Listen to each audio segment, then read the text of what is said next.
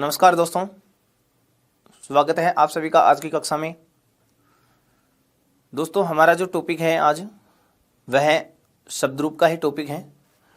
पिछली क्लास में हमने शब्द रूपों के विषय में चर्चा की थी, जिनमें हमने सर्वनाम शब्द और संज्ञा शब्द जो हैं वो पढ़े हैं।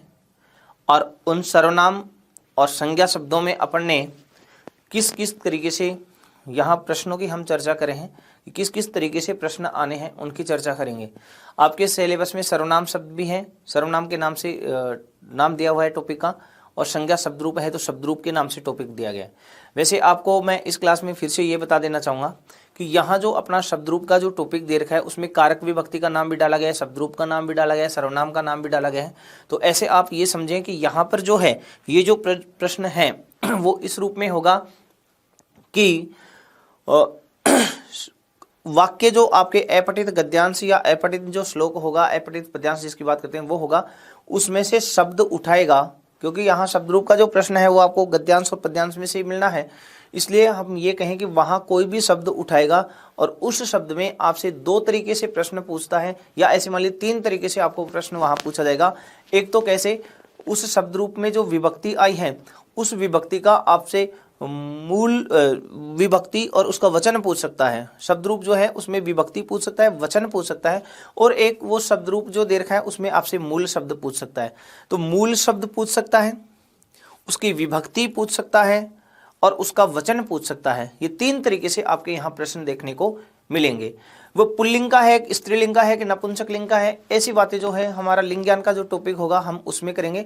तो आज की क्लास में हम उन प्रश्नों की चर्चा करेंगे जो आरटेट या रीट के नाम से आपकी जो एग्जाम लगी हैं उनमें शब्द रूप का जो टॉपिक है उस शब्द रूप के टॉपिक से किस किस तरीके से प्रश्न पूछे गए हैं। तो चलिए स्टार्ट करते हैं अपने प्रश्नों को। ठीक है, मातृशक्ति, ये जो आपका गद्यांश पद्यांश है उसमें से यहाँ प्रश्न पूछा गया। मातृशक्ति, ये जो प्रश्न है ये मातृशक्ति आपको शब्द देख करके इस मातृशक्ति शब्द में आपसे विभक्ति पूछी है कि मातृशक्ति इत्यत्र का विभक्ति, मातृशक्ति इसमें कौन सी विभक्ति है। अब यहाँ पर आप देंगे जो मातृशक्ति शब्द है इसमें जो विभक्ति पूछी गई है वह विभक्ति, ये जो है अपन बात कहें 2021 का जो पेपर लगा था, 2021 में जो पेपर लगा है आपका, उसी में रीट लेवल सेकंड का जो लैंग्वेज सेकंड का पेपर था उसमें ये प्रश्न आया था कि दो मातृशक्ति इत्यत्र का विभक्ति, मातृशक्ति में कौन सी विभक्ति है। अब मातृशक्ति में यदि हम विभक्ति की बात करें तो देखो सीधी सी बात है, मातृ और शक्ति ये दो शब्द हैं जिनमें समास करके मातृशक्ति बनाया गया है। तो ये जो शक्ति शब्द है ना, इसके हमें रूप निकालना है, विभक्ति ढूंढनी है। तो देखिए शक्ति शब्द के रूप है, शक धातु है और उसमें एक तीन प्रत्यय है, शत धातु में एक तीन प्रत्यय है, इनके योग से शब्द बना है कौन सा, शक्ति। प्रत्यय का टॉपिक अपन ने पढ़ा नहीं है, प्रत्यय का टॉपिक पढ़ेंगे तब अपन चर्चा कर लेंगे। लेकिन सीधी सी बात आप ये देख लीजिए, शक्ति जो शब्द है वो मति के समान प्रयुक्त होता है। तो मति शब्द रूप अपन ने जो पढ़े हैं, अब मति शब्द का मतेह जो रूप है, मति का मतेह पंचमी और षष्ठी दोनों विभक्तियों में बनता है, पंचमी और षष्ठी दोनों में बनता है। तो यहाँ पर जो शब्द है इनमें ऑप्शन शक्ति का शक्ते, यदि मति का मते है तो शक्ति का क्या बन जाएगा, शक्ते है, शक्ति का क्या बन गया, शक्ते है। अब मातृशक्ति जो शब्द है उसका मातृशक्ति या तो पंचमी एक वचन है या षष्ठी एक वचन है। अब ऑप्शन में विभक्तियां दे रखी हैं, चतुर्थी, षष्ठी, सप्तमी और तृतीया, तो आंसर हो गया कौन सा, षष्ठी। इस तरीके से तो यहाँ मातृशक्ति जो शब्द है उसमें जो विभक्ति है वह कौन सी है, षष्ठी विभक्ति।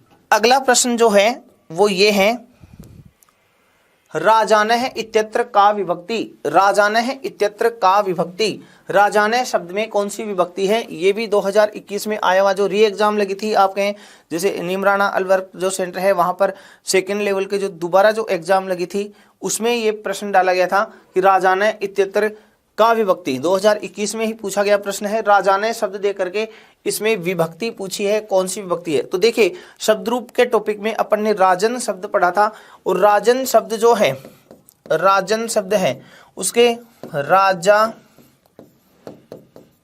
राजानव, राजानः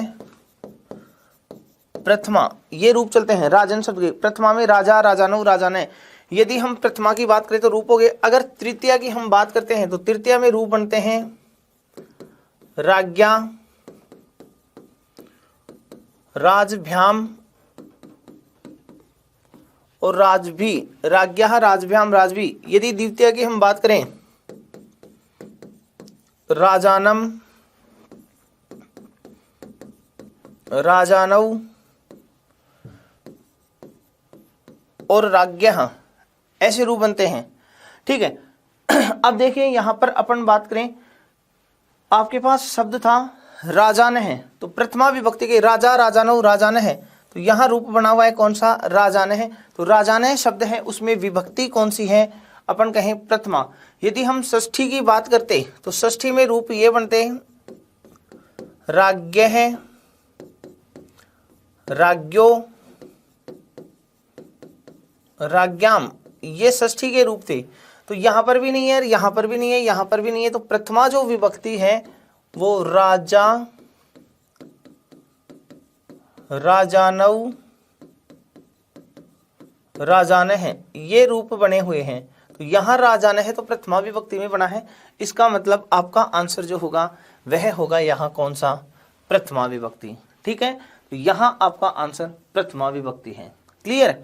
उसके बाद अगला जो प्रश्न था उसकी चर्चा करते हैं। अगला प्रश्न ये था अस्याम इत्यस्य का विभक्तिरस्ति। ये भी 2021 में आया हुआ प्रश्न है कि अस्याम इत्यस्य का विभक्ति, अस्याम इसकी कौन सी विभक्ति है, मतलब यहाँ कौन सी विभक्ति का प्रयोग हुआ है। तो देखिए अस्याम की हम बात करते हैं, याद रखो ये जो शब्द लिखा गया है अस्याम, ये इदम शब्द का है, इदम सर्वनाम का, इदम सर्वनाम शब्द, और स्त्रीलिंग में है। कौन से लिंग में है? स्त्रीलिंग में। अब स्त्रीलिंग के रूप है तो एक बार सरल सा तरीका ध्यान दो। स्त्रीलिंग वाले शब्दों में जैसे आकारांत स्त्रीलिंग शब्द है उससे भी पहचान सकते हैं। तो यहाँ पर देखिए याम का जो पद देखा है, देखो मैंने आपको एक ट्रिक बताई थी, या, यई, यहाँ और याम।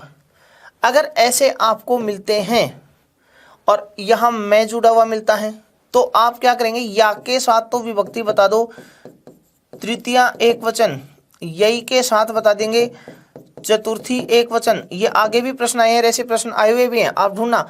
अगर या के साथ विसर्ग लगा है तो पंचमी व षष्ठी का कौन सा वचन? एक वचन।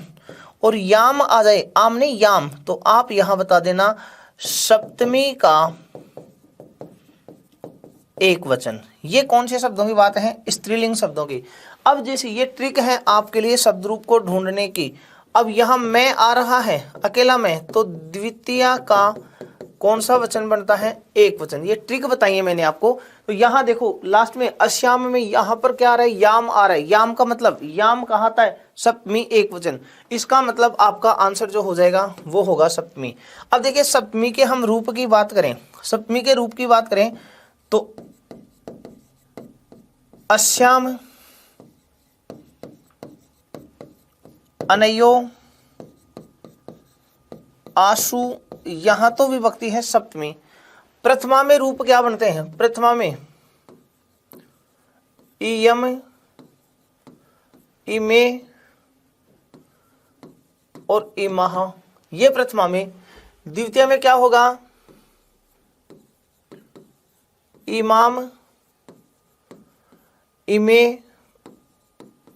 इमह। सप्तमी में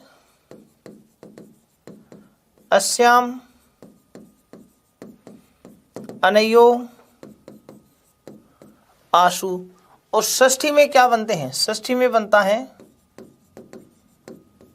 अस्याः, अनयो और आसाम, ऐसे। अब आपका शब्द था अस्याम, तो अस्याम तो यहां बना हुआ है, मतलब आंसर हो गया कौन सा? सप्तमी विभक्ति। ठीक है भाई, ये आपका आंसर हो गया। उसके बाद आगे चर्चा करते हैं।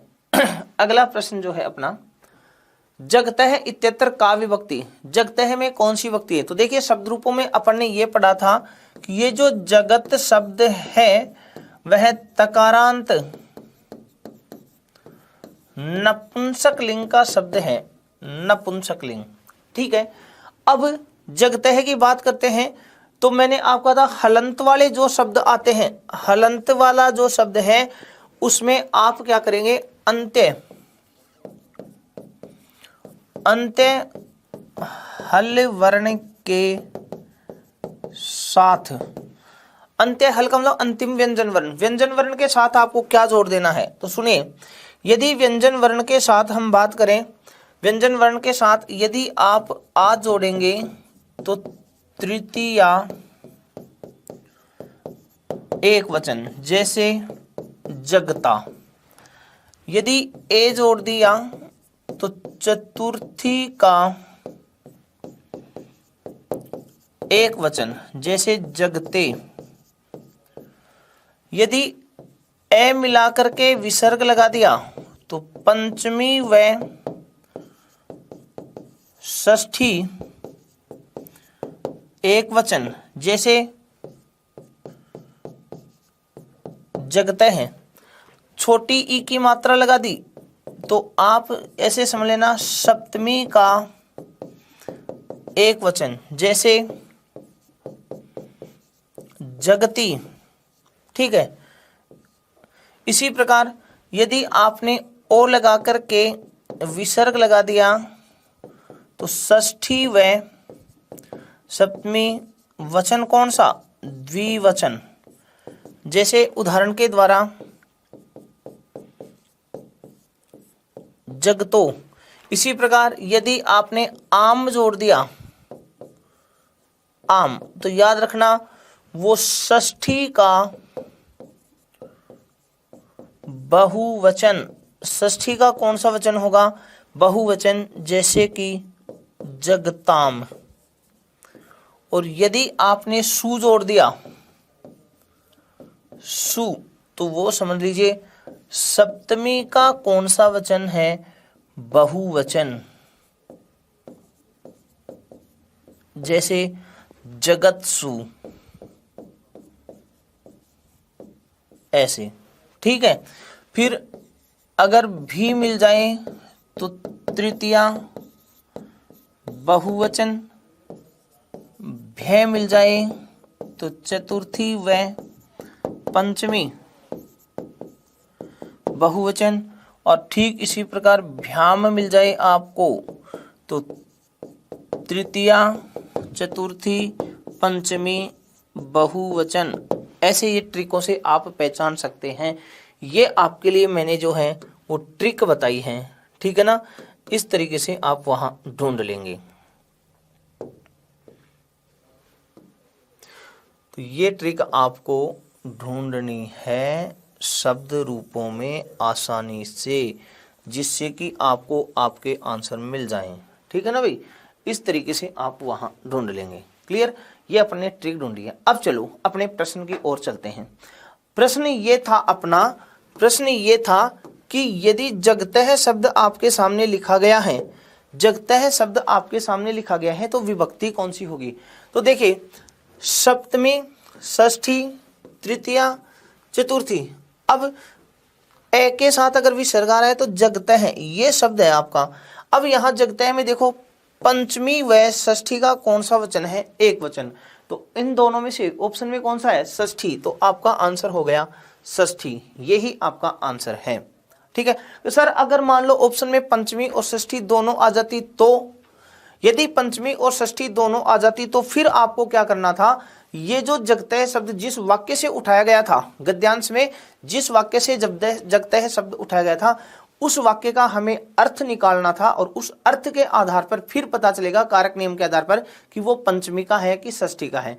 ठीक है, इसकी तरह बाकी अपन और भी जो कारक वाला टॉपिक पढ़ेंगे, तब ये समान विभक्तियों वालों में कैसे आंसर चुने, उस कारक वाले टॉपिक में हम अच्छे से क्लियर करेंगे। तो यहाँ आपको कंफ्यूज होने की जरूरत ही नहीं थी। यहाँ तो पंचमी और षष्ठी का एक वचन बनता है, तो षष्ठी ऑप्शन में दे रखा है, यही आपका आंसर हो जाएगा। ठीक है, उसके बाद नेक्स्ट क्वेश्चन, अगला क्वेश्चन है स्थापत्य दृष्टया। ये दृष्टया में तय हलंत है भाई, स्थापत्य दृष्टया, ये रेखांकित पद था। स्थापत्य दृष्टया विश्व प्रसिद्धम रणकपुर जैन मंदिरम विद्यते। ठीक है, ये एक वाक्य लिया गया था और उस वाक्य में से रेखांकित शब्द किया गया था स्थापत्य दृष्टया।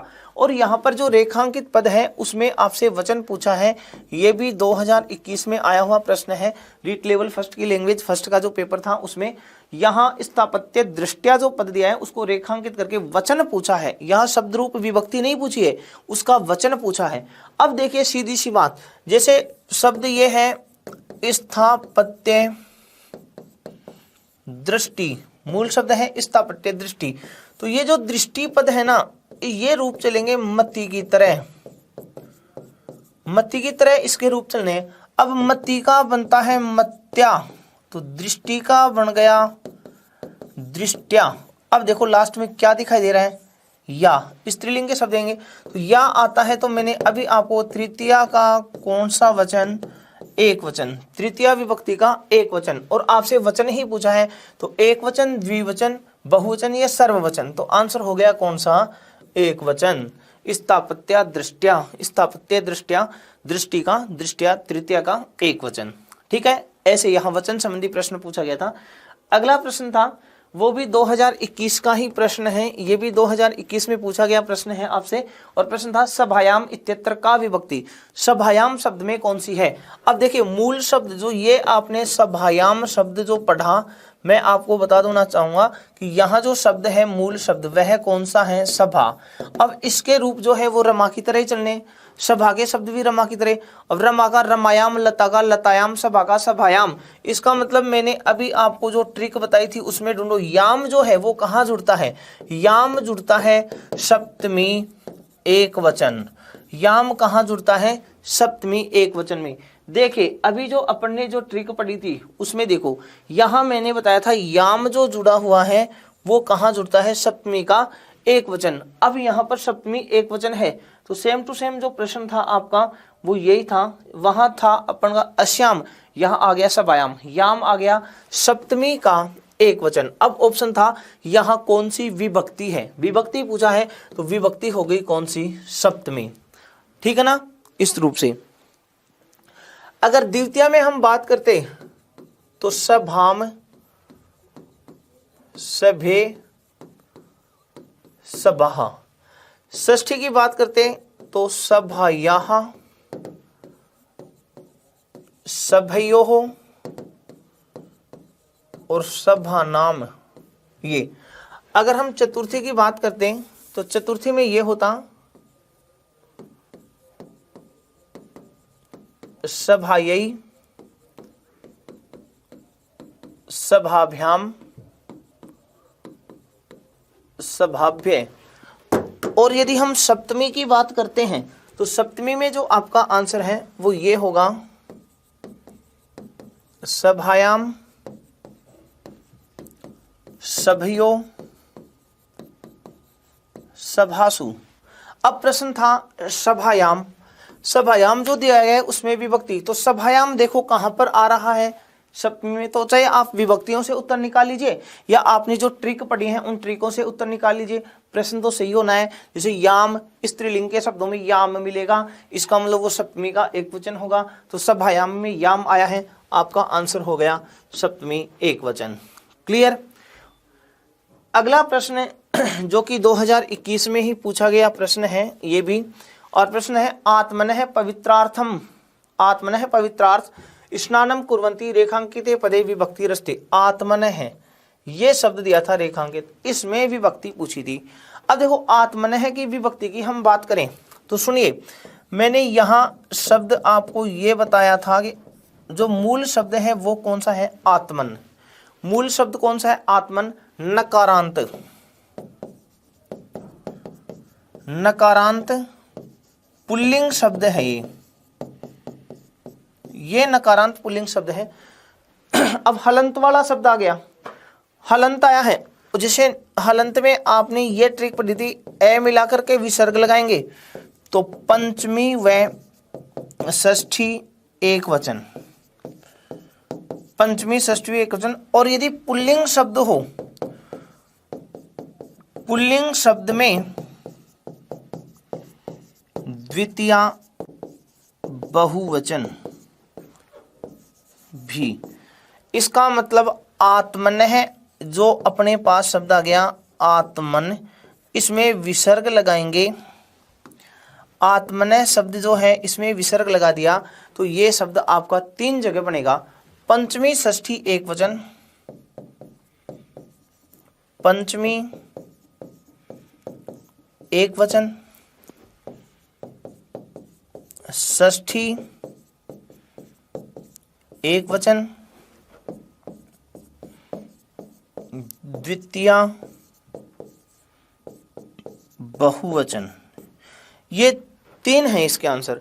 अब ऑप्शन में चलो, अब ऑप्शन चले तो आत्मनः पवित्रार्थम स्नानम कुर्वन्ति, आत्मा की पवित्रता के लिए, आत्मा को पवित्र करने के लिए, तो आत्मा की पवित्रता के लिए स्नान करते हैं। अब यहां पर देखो पंचमी और षष्ठी दोनों आ गए और यही प्रश्न मैं आपको समझाना चाह रहा था कि समान अगर विभक्तियां आ जाएं फिर वहां पर हमें आंसर चुनना हो तो कैसे चुनेंगे। अब देखो ये जो अपने पास प्रश्न है इसमें आत्मनः शब्द दिया है और मैंने कहा आत्मनः शब्द पंचमी में भी बनता है, षष्ठी में भी बनता है, द्वितीया में भी बनता है। ठीक है, अब ऑप्शन चले पंचमी और षष्ठी दोनों आगे, चतुर्थी और प्रथमा ये 2 तो आंसर नहीं है, लेकिन अब तो 2 आएंगे, पंचमी और षष्ठी दोनों हो गए। अब का सर कौन सा चुने आपने, तो दोनों ही बता दिए। तो ऐसी कंडीशन में अगर समान शब्द आ जाए फिर जो जितनी भी विभक्तियां दे रखे हैं वो सारी आ जाएं तो फिर जो वाक्य दिया गया है, ये जो वाक्य दिया गया है इस वाक्य के अनुसार आपको अर्थ निकालते हुए विभक्ति पहचानेंगे। तो यहाँ आत्मनः पवित्रार्थम, आत्मा की पवित्रता के लिए, आत्मनः आत्मा की या स्वयं की, पवित्रतार्थम पवित्रता के लिए, स्नानम कुर्वन्ति स्नान करते हैं, आत्मा की पवित्रता के लिए स्नान करते हैं। तो आत्मा शब्द के साथ कारक चिन्ह कौन सा आ रहा है, की, तो का के की रा रे री विभक्ति कौन सी होती है, षष्ठी। इसका मतलब आपका यह जो आंसर होगा वह होगा कौन सा, षष्ठी विभक्ति। तो अगर समान पद आ जाए, समान रूप, समान विभक्तियों में बनने वाला रूप आ जाए फिर आप उत्तर कैसे निकालेंगे, वो वाक्य जो दिया गया है उस वाक्य में उसका जो अर्थ आ रहा है उस अर्थ के आधार पर आप उस विभक्ति का प्रयोग चुनेंगे। ठीक है, तो यहां पर आपका आंसर हो गया षष्ठी। अगला प्रश्न था जो कि 2021 में ही पूछा गया प्रश्न है, लेवल फर्स्ट की जो लैंग्वेज सेकंड थी उसमें भवता इत्यत्र विभक्ति रस्ती। अब मैं यहां आपको ये पूछना चाहूंगा कि ये जो शब्द है भवता, इसका मूल शब्द जो है वो भवत है। अब मैंने आपको जो ट्रिक बताई थी, जैसे जगत की बात करी थी वैसे ही भवत की, तो देखिए अब तो ये प्रश्न जहां तक मैं समझता हूं आपका गलत नहीं होना चाहिए। भवत शब्द है हलंत वाला, देखो ध्यान से, हलंत वाला शब्द है। शब्द रूपों में जब सर्वनाम शब्द पढ़ने पड़े थे वहां भवत सर्वनाम शब्द की बात की थी, वहां पर भी मैंने ये चीज आपको बताई थी। हलंत वाला जो शब्द आता है, ठीक है, उसमें हलंत वाले शब्दों में अभी जो ट्रिक अपने अपनाई थी उसको अपना ले। यहाँ भवत का इसमें जोड़ा गया है क्या, आ। यदि आ जुड़ा है तो वहां पर कौन सी विभक्ति आएगी, तो आ के साथ अभी जो अपन ने ढूंढा था उसमें ये ढूंढा था तृतीया का कौन सा वचन है, एक वचन। आ के साथ तृतीया एक वचन। देखिए ये जो ट्रिक मैंने आपको बताई थी ये देखो यहाँ पर आ अगर जुड़ा हुआ है, जगत मूल शब्द जगत था ना, मूल शब्द जगत है, तो यहाँ देखो आ के साथ तृतीया का एक वचन बनता है, आ के साथ तृतीया एक वचन। और प्रश्न ये है आपका कि जो भवत सर्वनाम शब्द है, भवत जो सर्वनाम शब्द है उस भवत सर्वनाम शब्द में आ जोड़ दिया तो तृतीया एक वचन बना है भवता। अब ऑप्शनों में चलो, ऑप्शनों में तृतीया विभक्ति है तो चतुर्थी एक वचन नहीं हो सकता, षष्ठी एक वचन, विभक्ति तृतीया तो आ गई, दोनों में तृतीया विभक्ति है, लेकिन एक जगह दिया गया बहुवचन और एक है एक वचन, तो आंसर होगा एक वचन। अब यदि तृतीया बहुवचन की बात करते तो तृतीया बहुवचन में भवत शब्द है ना, तो भवत का ये बनता भवद भी। अगर तृतीया बहुवचन की बात करते तो भवद भी बनता। यदि हम षष्ठी एक वचन की बात करें तो यहाँ रूप बनता भवतः। तृतीया एक वचन में बनता है भवता। और अपन हम बात करें यहाँ चतुर्थी एक वचन में तो यहाँ बनता भवते। अब प्रश्न था भवता, भवता कहाँ बनता है, तो भवता बनता है तृतीया का एक वचन। यही आपका आंसर हो गया। ठीक है। तो वो ट्रिक आपके देखो कितनी काम आ रही है। तो शब्द रूपों में जो ट्रिक पढ़ी है ना, उन ट्रिकों से आप याद करेंगे तो आपकी विभक्तियां जो हैं आसानी से सही होने वाले प्रश्न हैं, ठीक है ना। इसलिए सारे शब्द रटने के बजाय समझ लो, 2-4 समझ लो, फिर उनसे रूप कैसे बने हैं, उन समान जो तरीके हैं उनको चुनते हुए आप अपना आंसर निकाल सकते हैं। अब देखिए इसमें मैंने जो ट्रिक बताई थी उससे अपना आंसर आ गया और आंसर सही भी है। अगला प्रश्न, 100% अंकान गणित विषय प्राप्तमान अस्मिन वाक्ये बहुवचनांतम पदम किम। सुनो, ये एक प्रश्न दिया, बहुवचनांतम मतलब बहुवचन, बहुवचन से युक्त, बहुवचन से युक्त पद आपको चुनना है, ठीक है। 100%, ये एक वचन है, 100% एक वचन है। गणित विषय की बात करें तो ये भी एक वचन है, ये भी एक वचन है। यदि हम बात करें अंकान, तो ये जो है वह बहुवचन, ये जो है वो बहुवचन का रूप है। इसी प्रकार यदि प्राप्तवान की बात करें तो ये जो है एक वचन का ही रूप है। प्रथमा में कत्वतु प्रत्यांत शब्द है और कत्वतु प्रत्यांत शब्द है वो भी एक वचन का ही है, यहाँ ये एक वचन, ठीक है। अब देखो प्रश्न ये था 100% अंकान गणित विषय प्राप्तवान अस्मिन वाक्ये बहुवचनांतम पदम किम। बहुवचन का पद कौन सा है, तो देखिए बहुवचन वाला कौन सा है, अंकान, तो यही आपका आंसर हो गया अंकान, ठीक है भाई। इस रूप में ये आपका आंसर है। अगला प्रश्न, अधोलिखितेषु एकवचनस्य रूपम अस्ति, ये भी 2021 का प्रश्न है। अभी जो अपन ने प्रश्न पढ़ा था ये वाला, ये प्रश्न भी जो है आपका वो 2021 में ही आया हुआ प्रश्न है, ये 2021 का प्रश्न है। नेक्स्ट प्रश्न था आपका, ये भी 2021 में आया था प्रश्न, और प्रश्न ये पूछा था अधोलिखितेषु, नीचे लिखे में एक वचनस्य रूपम अस्ति, एक वचन का रूप कौन सा है, इनमें एक वचन कौन सा है। मनांसी, मनसी, शास्त्राणी, शिरसी। तो देखिए मनांसी जो शब्द है वो अपन ने मनस्य जो सर्वनाम शब्द पढ़ा है, सॉरी संज्ञा शब्द है, सकारांत संज्ञा शब्द है मनस्य शब्द, उसके रूप देखो मन है, मनसी, मनांसी, ये एक वचन है, ये द्विवचन है, ये बहुवचन है। तो देखो मनांसी ये तो है कौन सा वचन, बहुवचन। मनसी ये है कौन सा वचन, द्विवचन। शास्त्राणी फल की तरह, ये भी कौन सा वचन है, बहुवचन, ठीक है।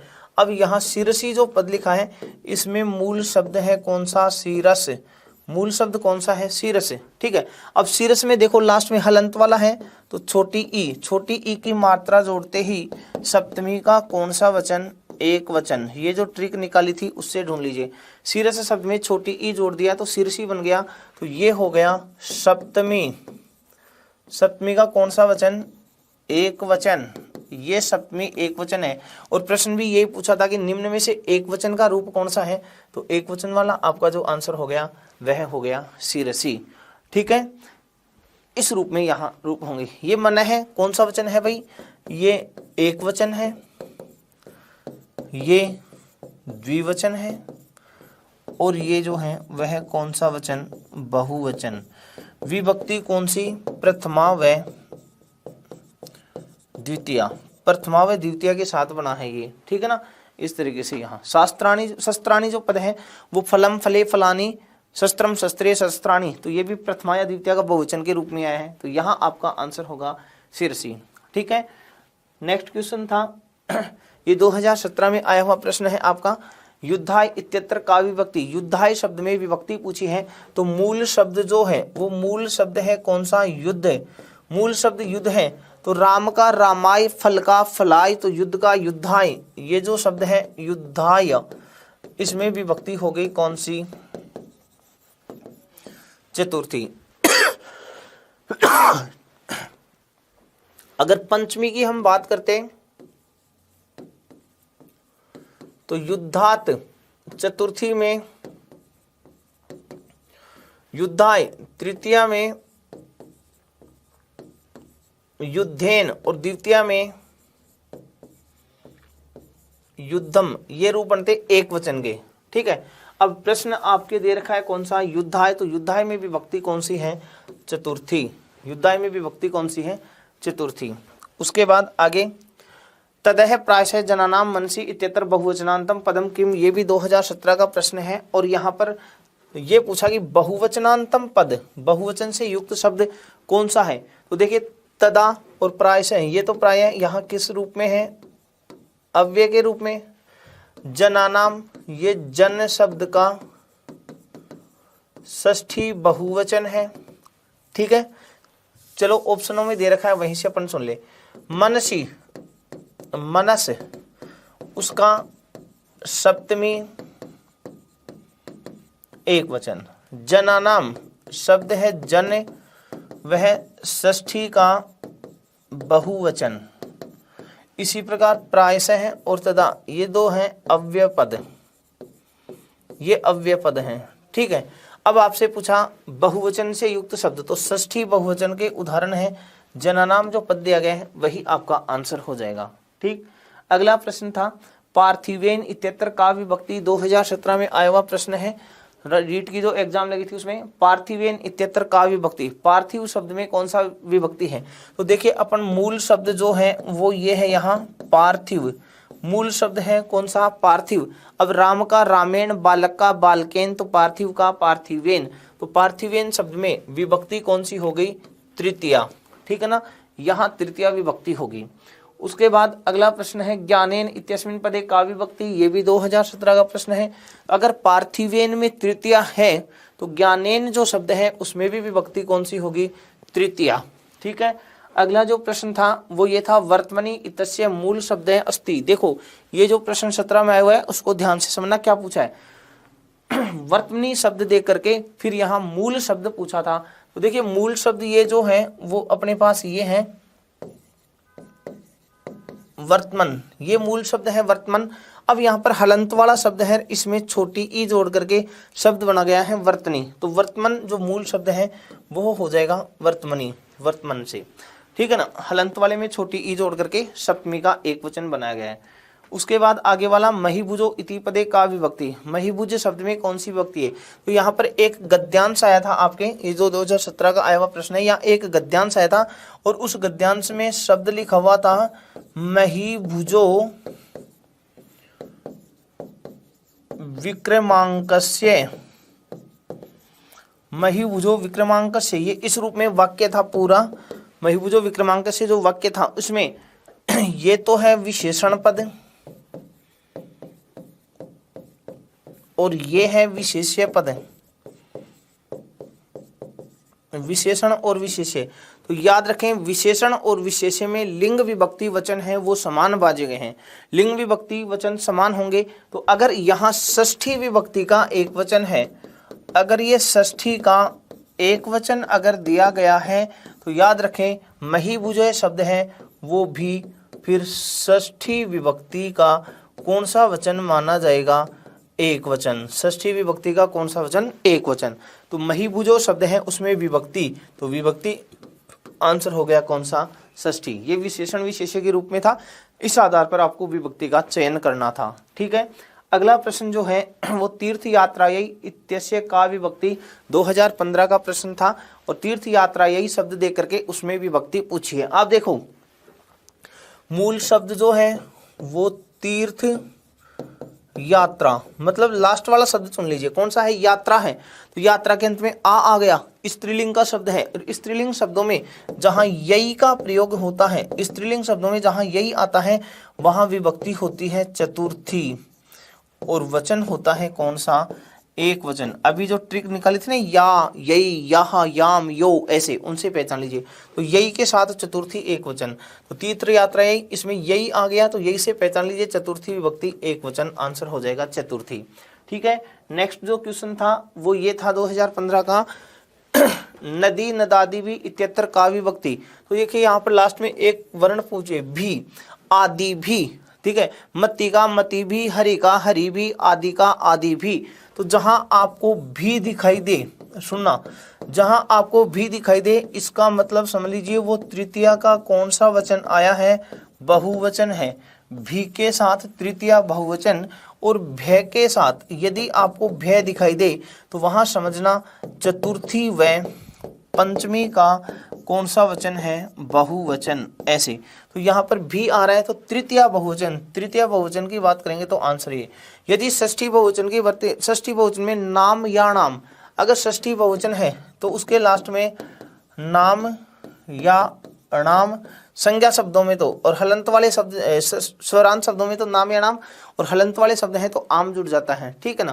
तो यहाँ भी से आप पहचान लेंगे तृतीया का बहुवचन, ठीक है। अब चलो मैं एक बार यहाँ इनके रूप भी लिख देता हूँ कि कौन सी में कौन सा आ रहा है। यदि चतुर्थी बहुवचन की बात करते तो नदी न दादी भय, नदी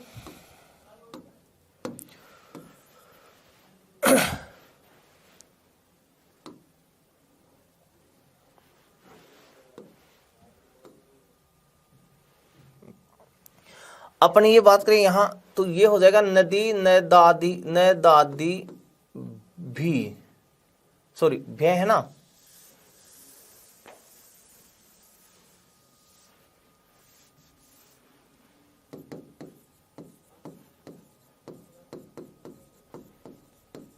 नदी न दादी भय ये होता। यदि हम इसकी बात करें तो नदी नदादी भी ये हो जाता। यदि षष्ठी बहुवचन की बात करें तो नदी न दादी नाम ऐसे हो जाता। और यदि पंचमी बहुवचन की हम बात करते हैं तो नदी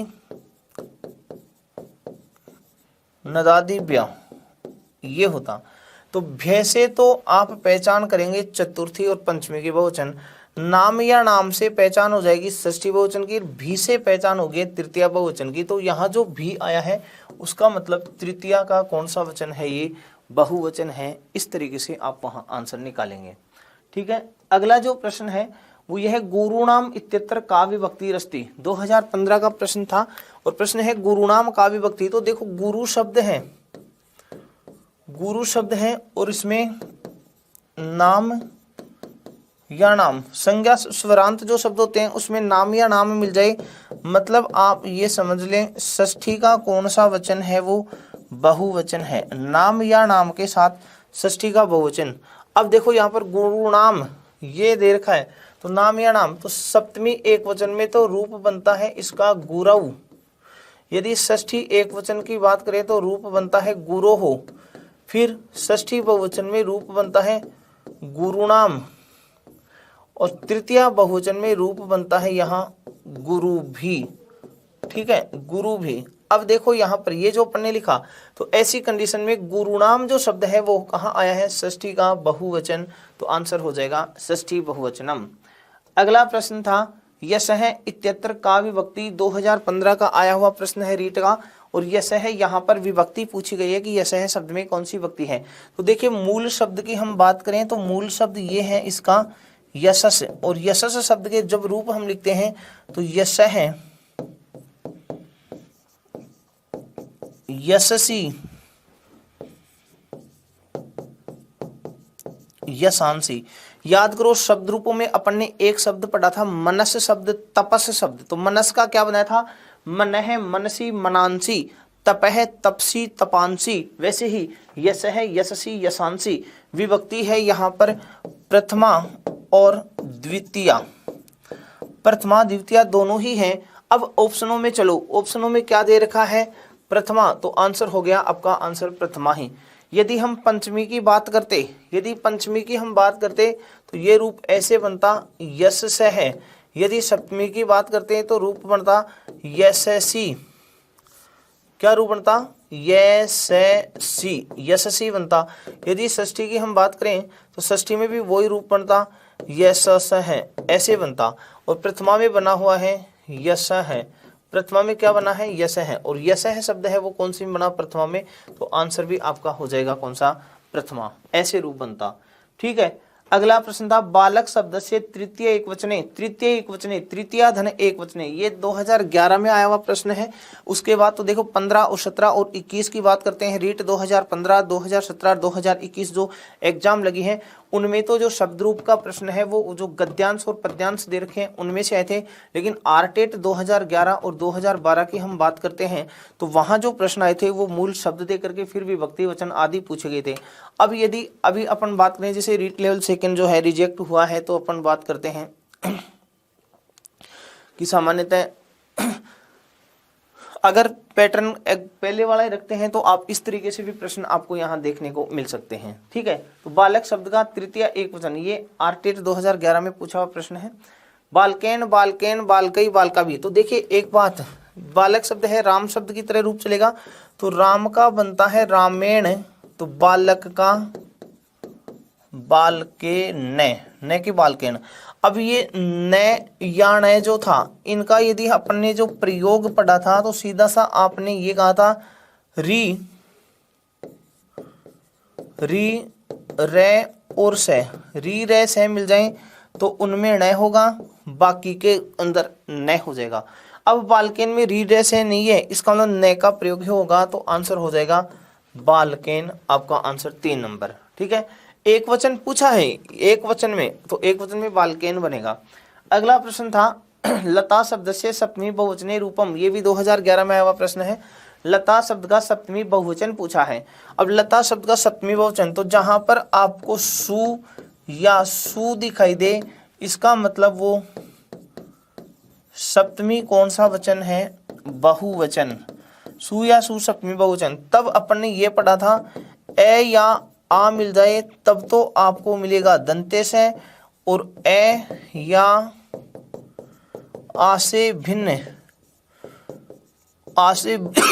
स्वर होते ही मूर्धन्य से। तो देखो लता अपन ने शब्द लिखा लता, तो लता में यहाँ पर क्या आया है आ, तो आ के साथ दंतेश से मिलेगा, याद रखें।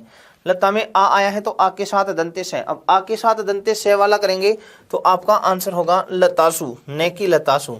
ठीक है ना, ऐसे आप वो शब्द रूपों में जो ट्रिक होने की से या से का प्रयोग करना है तो ए या आ के साथ दंतेश से जुड़ेंगे, ए आ से भिन्न स्वर आते ही मूर्धन्य से। तो लता में आ रहा है तो दंतेश से का प्रयोग होगा और लतासु आपका आंसर होगा।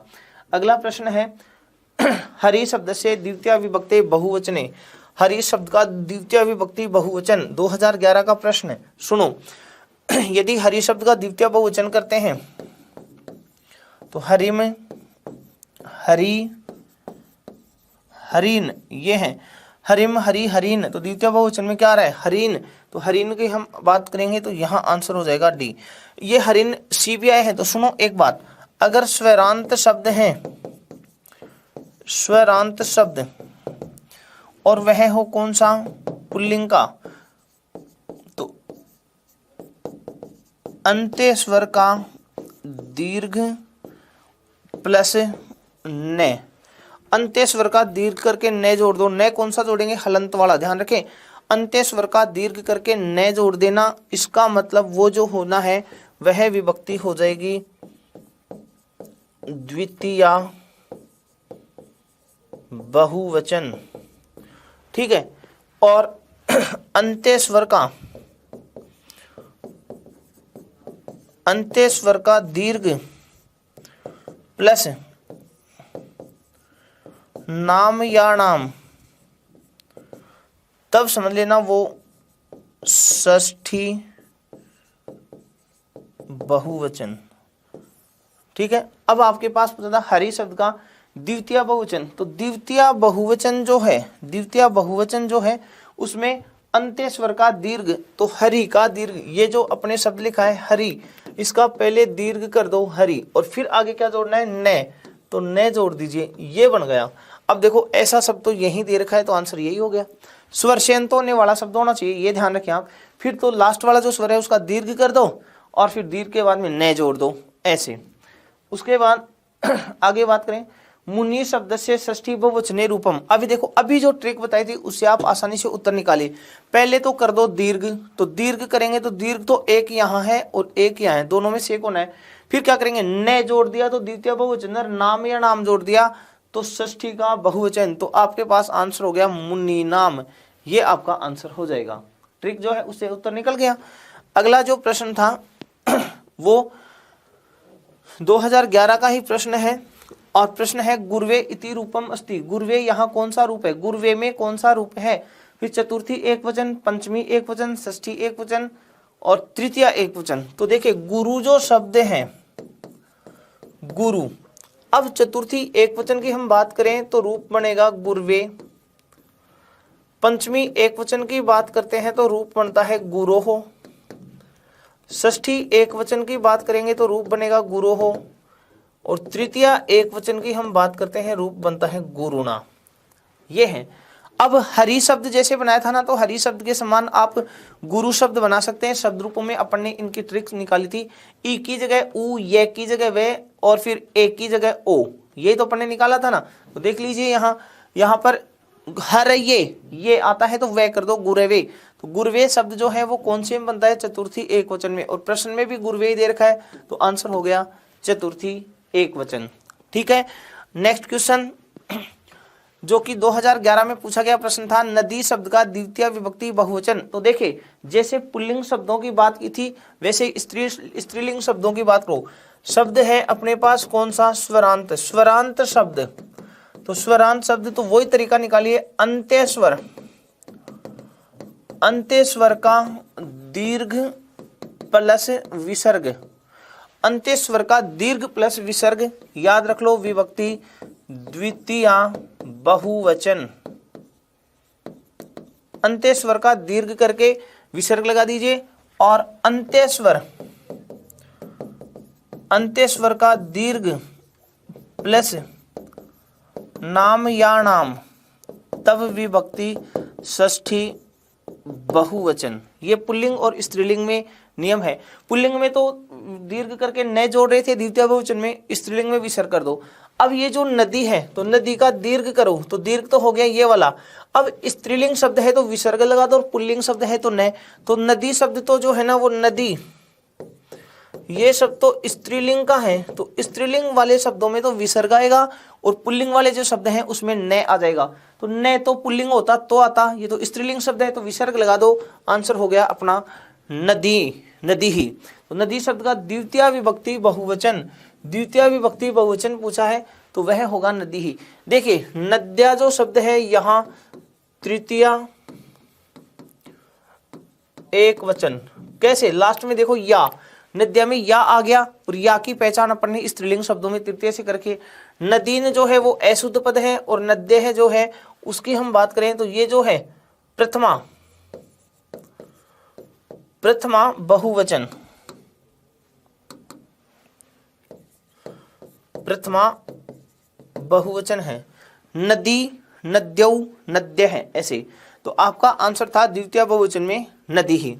अगला प्रश्न जो है वो देखो, प्रश्न है नदी शब्द से चतुर्थी विभक्ति एक वचने। इस बार जो प्रश्न पूछा है वो चतुर्थी का एक वचन पूछा गया था 2011 में। अब चतुर्थी एक वचन, तो सुनो एक तरीका, जो ट्रिक अपनाई थी वो निकालते हैं। नदी स्त्रीलिंग का है ना, और स्त्रीलिंग शब्दों में यही की अगर आपको मात्रा मिल जाए, इसका मतलब वह चतुर्थी का कौन सा वचन है, एक वचन है। यही की अगर मात्रा मिलती है तो इसका मतलब वो चतुर्थी का कौन सा वचन है, एक वचन है।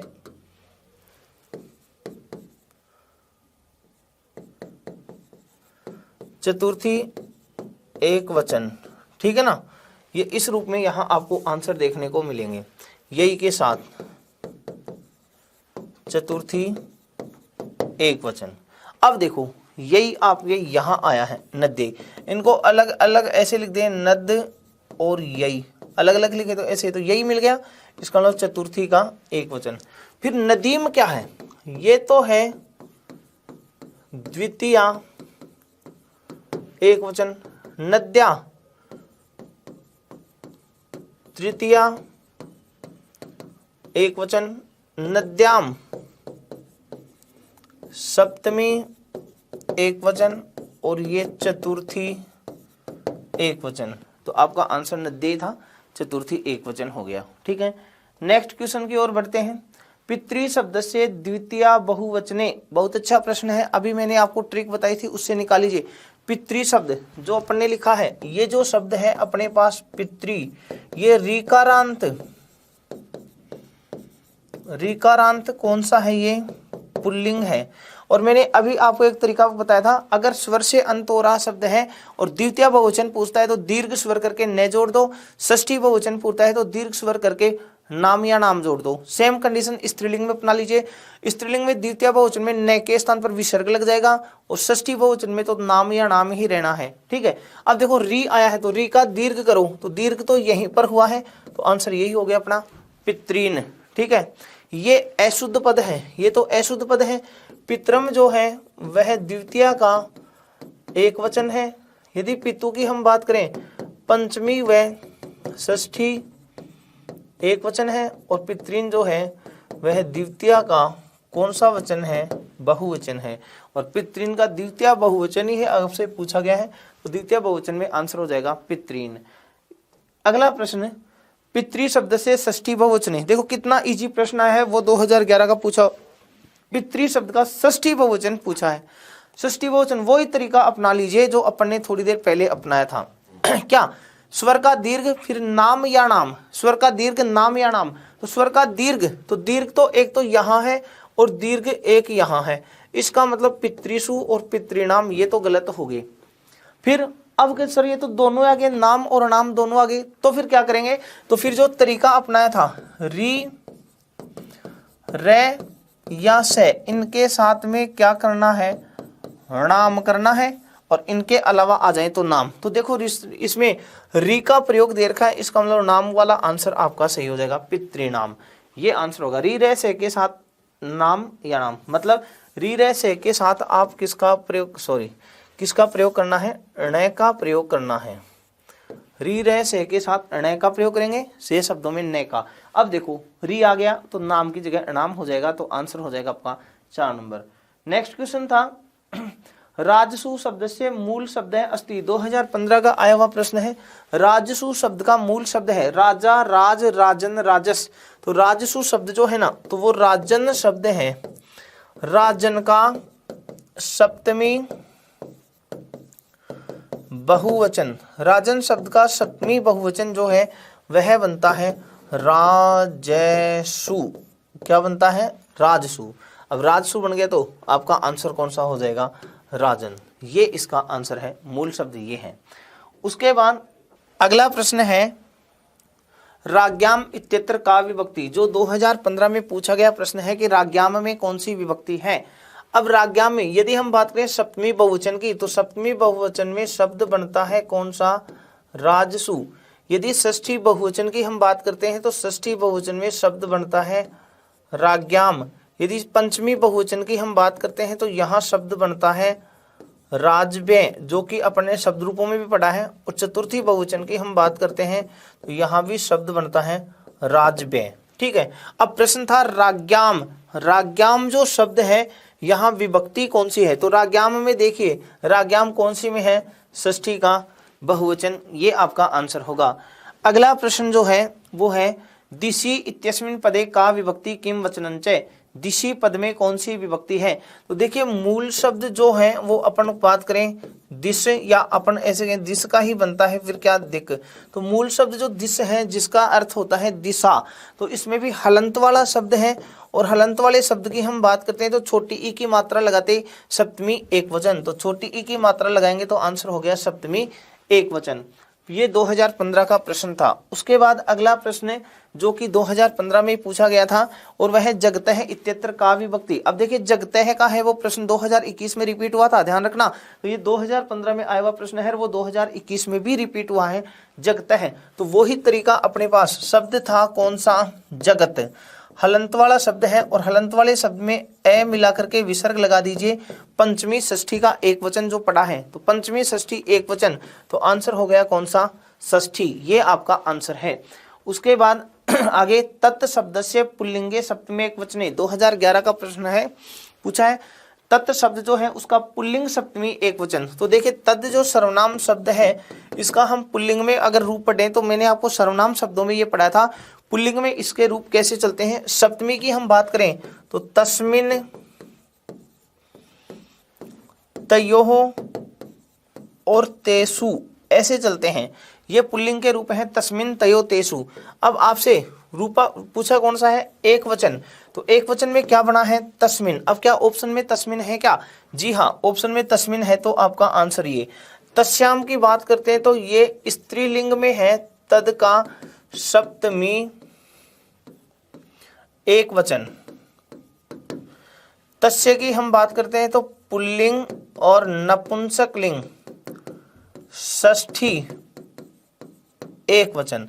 तस्मिन की हम बात करते हैं तो पुल्लिंग नपुंसक लिंग सप्तमी एक वचन, ठीक है।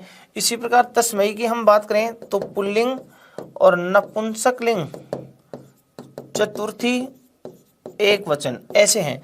अब प्रश्न था सप्तमी एक वचन पुल्लिंग का, तो आंसर हो गया तस्मिन, ठीक है। ऐसे ही अगला प्रश्न है अपना, सर्व शब्द से पुल्लिंगे बहुवचने। सर्व शब्द का पुल्लिंग पूछा है, वो भी बहुवचन। यहाँ विभक्ति से मतलब नहीं है, यहाँ जो शब्द लिखे हैं उनमें बहुवचन का रूप कौन सा है, तो देखिए ये तो है एक वचन, कौन से लिंग में, स्त्रीलिंग में। ये है बहुवचन, बहुवचन पुल्लिंग में। ये है बहुवचन नपुंसक लिंग में, और ये है एक वचन पुल्लिंग और नपुंसक लिंग में, ठीक है। अब प्रश्न था बहुवचन, तो बहुवचन वाले रूप दो हैं। अब पूछा है कौन सा, पुल्लिंग का, तो पुल्लिंग वाला तो आंसर हो गया सर्वे। हाँ आप ऐसे भी कह सकते थे कि जो सर्वे शब्द है ना, सुनो, सर्वे जो शब्द है वह द्विवचन में भी आता है, लेकिन जो द्विवचन होता है ना वो स्त्रीलिंग और नपुंसक लिंग में आता है। स्त्रीलिंग में है, और फिर सर्वे शब्द है वो आप ये कहें द्विवचन का है प्रथमा द्वितीय में, लेकिन स्त्रीलिंग में नपुंसक लिंग में। अब यदि मान लो इसको द्विवचन मान भी लेते एक बार, तो प्रश्न में बहुवचन का नाम आया था कि बहुवचन के, तो फिर ये एक रूप बन जाता सर्वाणी वो बहुवचन, फिर नपुंसक लिंग में हाँ पुल्लिंग में था नहीं। इसलिए ऑप्शनों के आधार पर, ये जो ऑप्शन दिए गए हैं इन ऑप्शनों के आधार पर आपको सर्व जो शब्द है वो पुल्लिंग का प्रथमा बहुवचन सर्वः सर्वौ सर्वे, जैसे सह तौ ते वैसे सर्वः सर्वौ सर्वे, ये प्रथमा बहुवचन है पुल्लिंग का, ये आपका आंसर होगा, ठीक है। नेक्स्ट क्वेश्चन, अस्मद शब्द से तृतीय एक वचने रूपम विद्यते। अस्मद और युष्मद जो सर्वनाम शब्द पढ़े थे, उसमद अस्मद का जो तृतीय विभक्ति है उस तृतीय विभक्ति में रूप थे मया आवाभ्याम अस्माभि। 2011 का प्रश्न, मया आवाभ्याम अस्माभि। अब देखिए आपसे पूछा गया है मया, तो यहां तो है तृतीय का एक वचन, मम ये है षष्ठी एक वचन, मत ये है पंचमी का एक वचन, और मई जो है वो सप्तमी का एक वचन। अब प्रश्न था तृतीय एक वचन, तो तृतीय एक वचन तो क्या दे रखा है, मैया, ठीक है। यही आपका आंसर होगा, तृतीय विभक्ति में ढूंढे, मैया जो है वह एक वचन का रूप है, ठीक है। नेक्स्ट क्वेश्चन था जो 2015 में आया हुआ प्रश्न है, अभी पूछा कि मम शब्द इतस्य का विभक्ति, मम में कौन सी विभक्ति है, तो यहां पर हम बात करें षष्ठी विभक्ति है, मम आवयो अस्माकम। यदि पंचमी की हम बात करते हैं तो मत अवाभ्याम अस्मत्। तृतीया में माम, यहां मम है, तृतीया में माम होता है, माम आवाम, माम आवाम अस्मान, और प्रथमा में अहम आवाम वयम, ये होते। अब प्रश्न था मम, तो मम तो यहां दे रखा है ना, इसका मतलब विभक्ति कौन सी है, षष्ठी है, ठीक है। इस तरीके से यहां आपका आंसर होगा। नेक्स्ट क्वेश्चन था वो है अस्माकम इत्यत्र का विभक्ति। तो देखिए इसी प्रश्न में देखो अपन ने ये लिखा था, अभी देखो अस्माकम, अस्माकम कहाँ आ रहा है, षष्ठी विभक्ति में आ रहा है, तो आपका आंसर हो गया अस्माकम। यहाँ विभक्ति कौन सी हो गई, षष्ठी। उसके बाद अगला प्रश्न था वह युष्मद शब्द का पंचमी एक वचन में रूप होता है। 2011 का प्रश्न, युष्मद शब्द से पंचमी एक वचने, युष्मद शब्द का पंचमी एक वचन में। अब युष्मद का पंचमी एक वचन करते हैं तो पंचमी में रूप क्या चलते हैं वो सुनना, त्वत्, युवाभ्याम और युष्मत्, त्वत् युवाभ्याम युष्मत्, ये है। अब पंचमी का वचन कौन सा पूछा है, एक वचन, पंचमी एक वचन, तो पंचमी एक वचन में तो क्या बना है, त्वत्, ठीक है ना, ये होगा। युष्मत् पंचमी बहुवचन है, ये तो पंचमी का कौन सा वचन है, बहुवचन, ये है। तुभ्यम युवाभ्याम युष्मभ्यम मतलब चतुर्थी का बहुवचन, और ये त्वत् पंचमी का एक वचन, और त्वयी है वो सप्तमी का एक वचन है। अब प्रश्न था आपके पंचमी एक वचन, तो पंचमी एक वचन हो गया त्वत्, ठीक है। नेक्स्ट क्वेश्चन, और वह है एकस्मै बालकाय फलम यच्च रेखांकिते पदे का विभक्ति, रेखांकित पद में कौन सी विभक्ति है। अब यहाँ पर जो रेखांकित पद दे रखा है वो यहाँ एकस्मै शब्द दिया गया था, और इसमें आपको ये संख्या शब्द है, संख्या शब्द है एकस्मै, इसमें विभक्ति पूछी गई है। तो देखो तद का तस्मै, तद का हम बात करते हैं तस्मै, तस्मै में अगर चतुर्थी का एक वचन है तो एकस्मै में भी चतुर्थी एक वचन, आंसर होगा ये। वैसे ये संख्यावाचक विशेषण है, ये विशेष्य है, तो विशेषण विशेष्य में विभक्ति एक समान चतुर्थी। दूसरा दा धातु के योग में, यच्छ धातु के योग में चतुर्थी विभक्ति का प्रयोग होता है, तो एकस्मै में चतुर्थी विभक्ति होगी।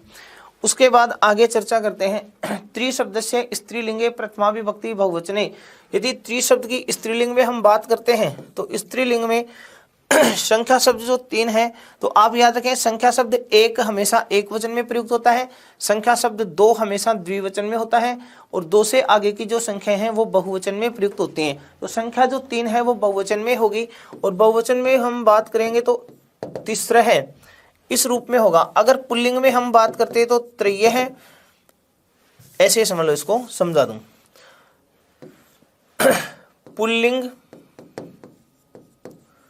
स्त्रीलिंग और नपुंसकलिंग, एक है, एका, एकम,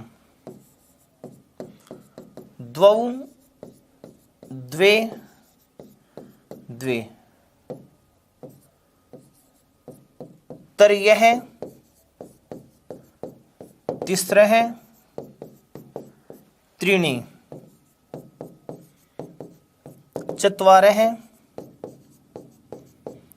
चतस्रः, चत्वारि।